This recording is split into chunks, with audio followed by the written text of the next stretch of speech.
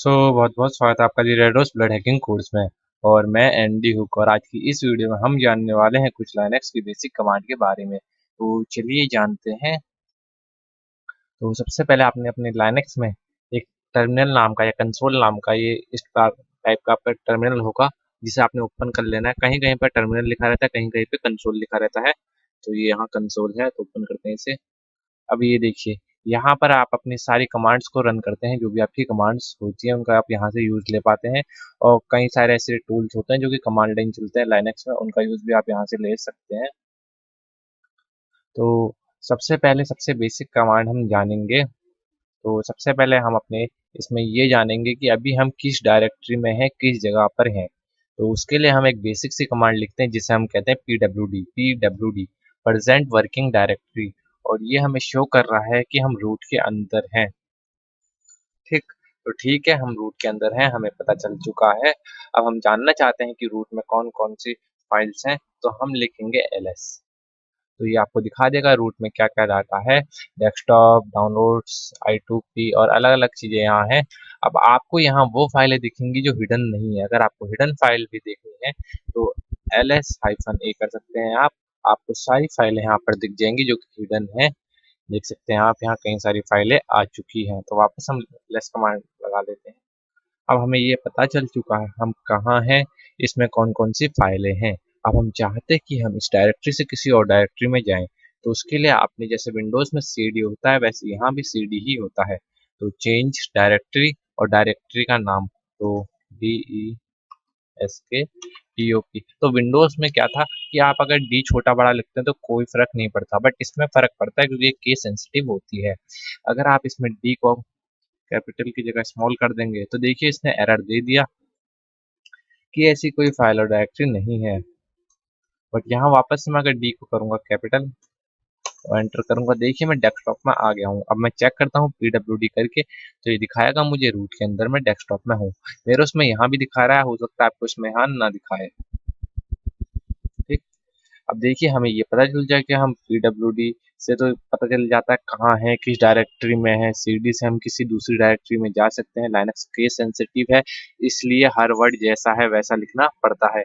ls से हमें show होता है कि वहाँ कौन कौन सा कंटेंट है, और ls-a से हमें ये शो होता है कि वहाँ सारे कंटेंट्स हमें शो कर जाता है। ये अब छोटी सी हमने कुछ कमांड्स जानी।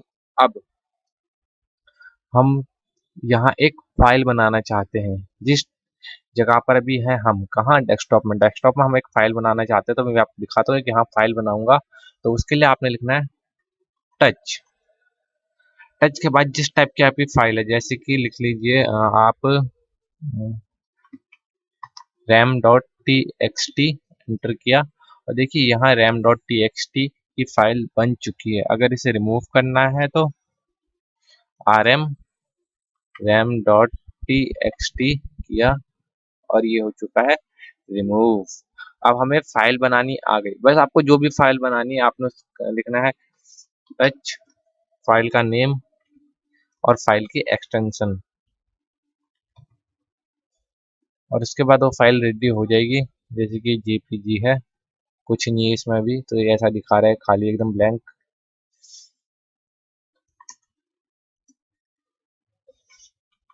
डॉट जेपीजी, ऐसे ही आपको सिर्फ एक्सटेंशन लिख के कोई भी आप यहाँ फाइल बना सकते हैं। तो चलिए ठीक है, हमें पता चल गया कि फाइल्स कैसे बनानी है। अब हमें फोल्डर बनाने हैं। फोल्डर को हम लिनक्स में डायरेक्टरीज कहते हैं। अब हमें एक डायरेक्टरी बनानी है, वो कैसे बनेगी? तो उसके लिए आपने लिखना है mkdir सिंपली, और नाम जो इस नाम से आप बनाना चाहते हैं। मैं बनाना चाहता हूँ एनडी के नाम से, एंटर किया और ये बन चुकी है एनडी नाम से। अब मैं इसे रिमूव करना चाहता हूँ तो rmdir nd। तो देखिए एनडी के नाम से थी, अब ये रिमूव हो चुकी है। अब मैं इसे मैंने बनाया और रिमूव भी किया। अब मैं इसे हाइड करना चाहता हूँ। उससे पहले मैं एक फाइल बना देता हूँ mkdir करके nd। अब मैं इसे हाइड करना चाहता हूँ, तो उसके लिए आप क्या करेंगे? उसके लिए आप इसको रीनेम करेंगे। रीनेम कैसे करते हैं? रीनेम के लिए आपने सिंपली एक छोटी सी कमांड लिखनी है, mv मूव। बेसिकली ये कमांड मूव है एक जगह से दूसरी जगह मूव करने के लिए, बट यहाँ भी हम यूज लेंगे इसको रीनेम करने के लिए, mv nd to dot ND. देखो, आप अगर डॉट लगा दोगे किसी भी फाइल के आगे तो वो हिडन हो जाएगी। जैसे कि मैंने यहाँ डॉट लगाया, अब यहाँ ये हिडन हो चुकी है यहीं पर ही, दिख नहीं रही। देखना है तो देखने के लिए आपको पता है, मैंने बताया था क्या, ls-a। और ये देखिए यहाँ आपको दिख जाएगी डॉट एनडी। अब वापस मैं इसी को शो करना चाहता हूँ, mv डॉट एनडी और फिर वापस एनडी, तो ये शो हो गई। बस ये छोटा सा खेल है कि आप नाम चेंज करेंगे तो इससे ये चेंज होती जाएगी फाइल इसकी। और डायरेक्टरी को रिमूव करना है उसकी कमांड मैंने आपको बता दी है, और किसी फाइल को रिमूव करना है तो मैंने उसकी कमांड भी आपको बता दी है। अब अगर किसी फाइल को कॉपी करना है तो उसके लिए आपने क्या करना पड़ेगा, cp की कमांड आपकी लगेगी। ठीक, cp की कमांड से आप कोई भी फाइल इजिली कॉपी कर सकते हैं। तो पहले मैं एक टेक्स्ट फाइल बना लेता हूँ, टच nd डॉट txt, ये बन गई। अब इसे मैं कॉपी कर लेता हूँ, cp nd डॉट txt। अब कहाँ पेस्ट करना है, मैंने इसे स्लैश etc में जा करके apt में जा करके इसे पेस्ट करना है और एंटर किया तो ये देखिए ये कॉपी हो चुकी है etc में apt के अंदर। उसको देखना है तो मैं जाऊंगा सिंपली फाइल मैनेजर में, अपने फाइल मैनेजर ओपन हो रहा है, यहाँ आ गया, रूट में आ गया, मैं etc में आया, apt कहाँ गया मेरा, apt में मैं आया, यहाँ पर nd.txt आ चुकी है फाइल मेरी, ये रही। आप जहाँ भी डालना चाहें वहाँ का यहाँ पाथ लिख सकते हैं। और अगर मूव करना है तो सिंपली आपने यही mv nd.txt करना है।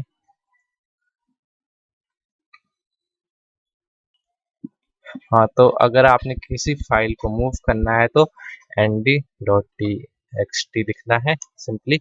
इसके बाद कहाँ मूव करना है, वापस हम etc/apt में करना चाहते हैं तो पहले मैं इसे कर देता हूँ nd को डिलीट यहाँ से, क्योंकि वरना दो दो हो जाएंगे।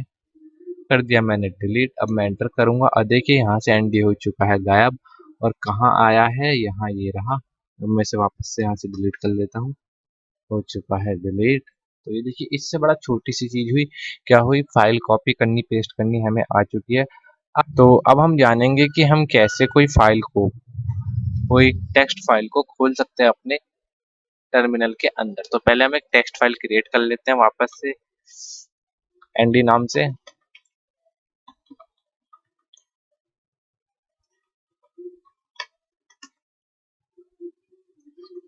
और ये क्रिएट हो चुकी है। अब इसे ओपन करना है तो आपने सिंपली लिखना है NaNo, नैनो एक टेक्स्ट एडिटर है, और आपने nd.txt फाइल का नेम और एंटर, और यहाँ वो फाइल आपकी खुल जाएगी। तो अभी इसके अंदर कुछ है नहीं तो मैं लिख लेता हूँ कुछ।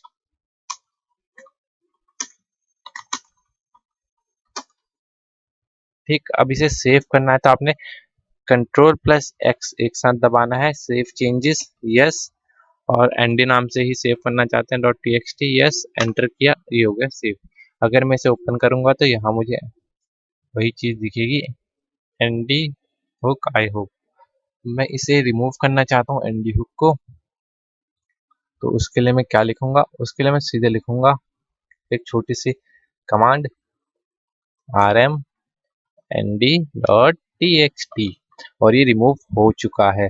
अब एक चीज पर और दिखाता हूँ मैं आपको, rm का यूज अभी एक और बताता हूँ, बट उससे पहले मैं आपको बताता हूँ कि कोई कमांड है उसके बारे में मुझे जानकारी और चाहिए, मतलब कि rm का मैं इतना ही यूज है, क्या और यूज है, तो उसके लिए आप -h कर सकते हैं हेल्प के लिए। अगर ऐसे आपको नहीं दिखाता तो यहाँ दिखा रहा है डबल हाइफन हेल्प, HELP, ऐसे आपको हेल्प खुल जाएगी। कई बार डायरेक्ट भी खुलती है। अब देखिए यहाँ पर आपको हर एक टाइप की जो rm का यूज होगा वो आपको बता देगा कि क्या क्या यूज है आपके rm का। देखिए आपको पूरी यहाँ पे इंफॉर्मेशन दे देगा, रिमूव राइट कैन दे रखा एंड सी, ये देखिए आपको पूरी यहाँ पे इंफॉर्मेशन दे देगा। तो यहाँ से आप पूरी इंफॉर्मेशन दे सकते हैं। अब एक चीज मैं आपको दिखाता हूँ, और ये एनडी नाम का फोल्डर है, ओपन हो रहा है। मान लीजिए इसमें मैं कोई एक नई फाइल क्रिएट करता हूँ। पहले वहाँ टर्मिनल ओपन कर लेता हूँ अपना, और यहाँ मैं एक फाइल क्रिएट करता हूँ, touch ND dot T X T. Enter किया, ये ND dot T X T यहाँ क्रिएट हो गया। अब मैं डेस्कटॉप से एनडी के फोल्डर को रिमूव करने की कोशिश करता हूँ। R M D I R N D, क्या आया? R M D I R fail to remove, directory is not empty, मतलब कि डायरेक्टरी जो है वो है फुल।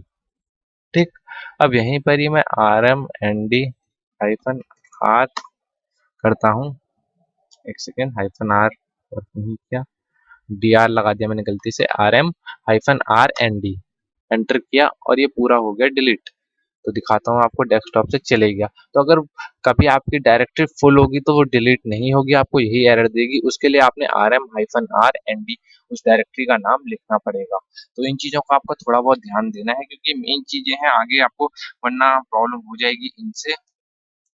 अब एक और चीज मैं आपको बताता हूँ, जैसे कई बार होता है टर्मिनल में हम कोई प्रोसेस कर रहे हैं और हमें कोई नई प्रोसेस स्टार्ट करनी है, तो हम ये कर सकते हैं, पुरानी प्रोसेस को हमें स्टॉप करना होता है। तो अगर हम नहीं चाहते पुरानी प्रोसेस को स्टार्ट करना और नई प्रोसेस चालू करना, तो मैं आपको बताता हूँ कैसे करेंगे आप।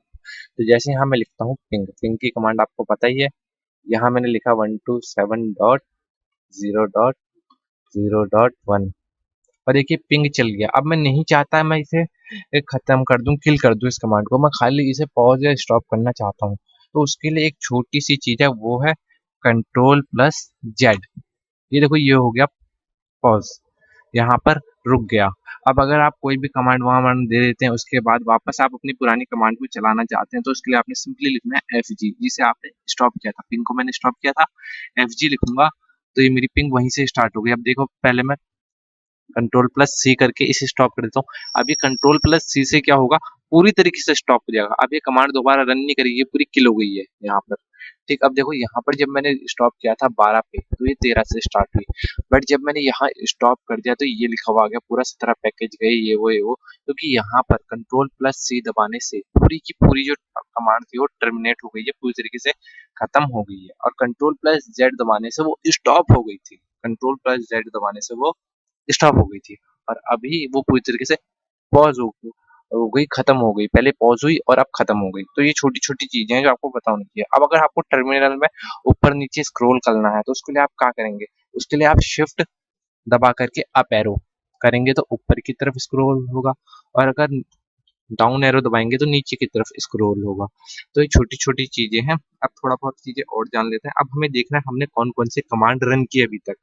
तो उसके लिए आप सिंपली लिखोगे टी HISTORY हिस्ट्री, और आपको जितनी आज अभी तक आपने कमांड यूज की होंगी वो दिखा देगा। मैंने 889 कमांड्स का यूज किया, तो ये मुझे 889 कमांड्स दिखा रहा है। तो अब देखिए, मैं आपको दिखाता हूँ आपकी हिस्ट्री ये वैसे जनरेट कहाँ होती है बेसिकली। यहाँ आया और यहाँ आने के बाद आपने शो हिडन फाइल्स किया, तो यहाँ आपको बैश हिस्ट्री दिख जाएगी, जिसमें आपकी सारी कमांड्स जो अभी तक आपने यूज की यहाँ मिल जाएंगी। देखिए, ये रही कमांड्स 859 या 858 के आसपास हैं, तो हम देख लेते हैं इतनी है क्या, 889। तो थोड़ा बहुत आगे पीछे है, उसमें कोई फर्क नहीं पड़ता ज़्यादा। तो हमें ये भी पता चल गया। अब हमें इनकी कौन कौन सी कमांड्स अभी तक हमने यूज की, इसके थ्रू ये जान सकते हैं। अब अगर कोई फाइल आपको कट करनी है, तो कंट्रोल प्लस के का यूज होगा, और पेस्ट करनी है तो कंट्रोल प्लस वाई का। और अब ये दो चीज भी हो गई। अब हमें जानना है ना कि जैसे आपने ये टर्मिनल पे बहुत सारा काम किया है, तो ये थोड़ा ऑड सा लग रहा है। तो आपको अगर इसे जल्दी जल्दी क्लीन करना है, तो एक तो आप लिख सकते हो CLEAR क्लियर, और एक आप क्या कर सकते हो, कंट्रोल प्लस एल कर सकते हो। जैसे बहुत सारा काम किया आपने कुछ भी, अब ये थोड़ा अजीब सा लग रहा है, उसके लिए आप कंट्रोल प्लस एल दबा सकते हो और वो पूरा एक बार में क्लीन हो जाएगा। तो इसका भी आप यूज ले सकते हो। तो बेसिकली मैंने आपको कई सारी कमांड्स बता दी अभी। अब जैसे कि आपने पहले कोई कमांड यूज़ कर की है, अब उसे आप दोबारा टाइप नहीं करना चाहते, 2-3 मिनट पहले ही आपने यूज़ किया, तो आप अप एरो दबा-दबा करके उस कमांड तक पहुँच सकते हैं। सिर्फ अप एरो दबाना है, वो आपको दिखा देगा पहले कौन-कौन सी कमांड यूज़ की थी आपने, उनमें से कोई एक कमांड आप वो आपको और दोबारा टाइप ना करना चाहते हो, क्योंकि कई बार बहुत लंबी-लंबी कमांड हो जाती है और टाइप करने में थोड़ा अजीब-सा लगता है। अब अगर टर्मिनल से एग्ज़िट करना है तो EXIT एग्ज़िट, और ये देखिए हमने टर्मिनल से एग्ज़िट कर लिया। ये मेरा दूसरा टर्मिनल खुला हुआ है तो मैं इसे क्लोज़ करता हूँ, वापस से अपना कंसोल ओपन करता हूँ, टर्मिनल ओपन करता हूँ। तो अभी मैंने कुछ आपको बेसिक्स कमांड बताई, और एक और कमांड मैं आपको बता देता हूँ कि जैसे आप अगर रूट यूज़र से नहीं है, तो वहाँ पर आप अपनी कोई कमांड रन कराने के लिए उससे पहले sudo की कमांड देंगे, फिर कोई भी कमांड लिखेंगे, ठीक? ताकि आप रूट यूज़र से उसको रन करा सकें वो फ़ाइल को। क्या पता उसे रूट का एक्सेस चाहिए हो और तभी वो टूल वर्क करे, तो इसलिए आप उसका भी यूज़ कर सकते हो। तो अपने डिवाइस की आईपी जानने के लिए आप सिंपली एक कमांड लिखोगे, IP config, sorry ifconfig, IP config Windows का और ifconfig लिनक्स का। तो लिनक्स में ifconfig का यूज़ होता है आईपी जानने के लिए। छोटी-छोटी मिस्टेक्स हो जाती हैं कई बार, जो कि आपको प्रॉब्लम में डाल सकती हैं, तो मैंने आपको बता दिया ये चीज़ें। तो ये देखिए ifconfig के थ्रू आपको आईपी मिल जाएगी आपके डिवाइस की। अभी मेरा ईथरनेट से कनेक्ट है तो मेरे को ईथरनेट की अपनी आईपी मिल चुकी है। तो मैं आशा करता हूँ ये वीडियो आपको पसंद आई होगी।